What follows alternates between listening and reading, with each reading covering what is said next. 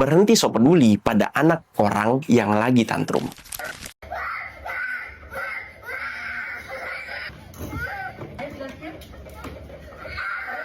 Sejauh ini, baru kemarin anak saya tantrum hebat tengah malam di atas kapal di tengah keramaian. Saya salut dan sepakat dengan ibu yang ada di video tadi. Karena kadang bukan tantrum anak yang bikin kita stres, tapi orang-orang dewasa yang sok ngerti, sok peduli, tapi nggak tahu apa-apa. Saya pernah ngalamin sendiri waktu pulang ke Sumbawa kemarin. Gimana ceritanya? Mari kita bahas.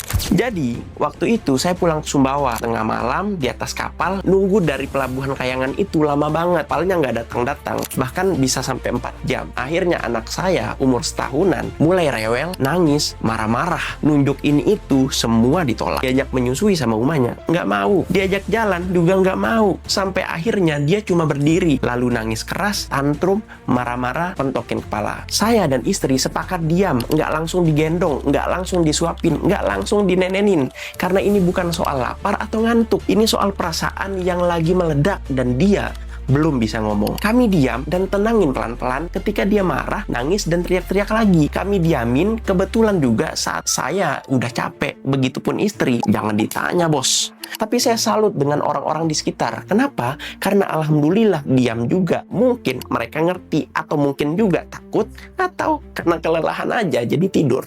Saya nggak paham. Tapi keselnya, tiba-tiba tanpa undangan datanglah satu pahlawan tanpa pengetahuan. Pahlawan kemalaman. Siapa dia? Petugas kantin di kapal itu. Tiba-tiba ngomong gini, "Bu, tolong dong, anaknya nangis, dibawa ke ruang laktasi aja." Awalnya saya diam, istri saya nggak ngeroin. Dia mendekat dengan omongan yang sama. Akhirnya saya jawab dengan nada yang agak tinggi dan lantang, "Mas, diam aja. Saya lebih ngerti anak saya daripada Mas." Dengar itu, dia langsung diem. Tapi mukanya itu loh, kayak baru gagal jadi Superman. Kalau kata orang Lombok, ngeremon dia. Ngedumel kata orang Jakarta. Atau ngote kata orang Sumbawa. Nah, ini penting ya. Tantrum itu bukan rusuh. Itu ekspresi emosi anak yang belum ngerti cara bicara. Yang tahu cara nenanginnya, ya orang tuanya. Bukan petugas kantin, bukan tetangga, bukan netizen.